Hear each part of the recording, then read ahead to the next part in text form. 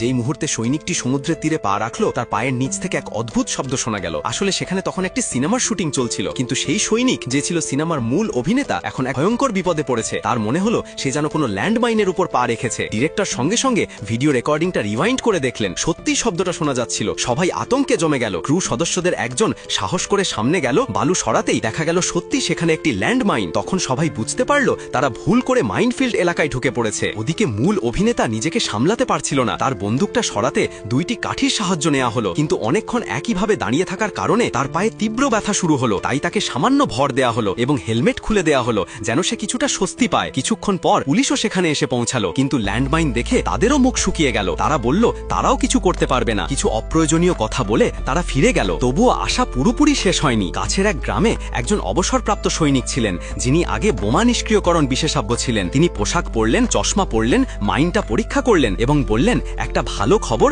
ও একটা খারাপ খবর আছে। ভালো খবর হলো এটি প্রেসার বেসড মাইন, অর্থাৎ যতক্ষণ অভিনেতা তার পা না তুলছে ততক্ষণ এটি বিস্ফোরিত হবে না। খারাপ খবর হলো এমন মাইন সহজে সরানো সম্ভব নয়। হঠাৎ এক গরু দৌড়ে মাইনফিল্ডে ঢুকে পড়ল এবং এক ভয়ঙ্কর বিস্ফোরণে টুকরো টুকরো হয়ে গেল। সবাই স্তব্ধ হয়ে গেল। অভিনেতার শরীর ভয়ে কাঁপতে লাগলো। তখন ডিরেক্টর এক স্টান্টম্যানকে বলল, যদি তুমি ওকে বাঁচাও আমি তোমাকে সুপারস্টার বানাবো। স্টান্টম্যান রাজি হয়ে গেল। সে হাঁটু গেড়ে বসলো, সাবধানে অভিনেতার বুটটা ছুরি দিয়ে কেটে ফেললো। তারপর দুই দিক থেকে চাপ দিল। তার ইশারায় অভিনেতা ধীরে ধীরে পা বের করতে লাগলো। চাপের পরিবর্তনে মাইনের ট্রিগার নড়ল, কিন্তু শেষ মুহূর্তে টিম ওয়ার্কের কারণে অভিনেতা নিজের পা বের করে নিতে পারল। মৃত্যুর মুখ থেকে ফিরে এলো সে। সবাই দৌড়ে দিয়ে তাকে তুলে ধরলো। তারপর স্টান্টম্যান নিজে গিয়ে মাইনের ওপর শরীর রেখে দিল, অভিনেতাকে সম্পূর্ণ নিরাপদ করে দিল। অভিনেতা সমুদ্র তীরে ফিরে এসে প্রতিজ্ঞা করলো একদিন সে স্টান্টম্যানকেই সত্যিকারের সুপারস্টার বানাবে। পরে ডিরেক্টর সবাইকে বাড়ি পাঠিয়ে দিল। সে মিথ্যা বলল যে একজন পেশাদার বোমা বিশেষজ্ঞকে ডেকেছে এবং বাকিদের সেখানে থাকা বিপজ্জনক। সবাই চলে গেলে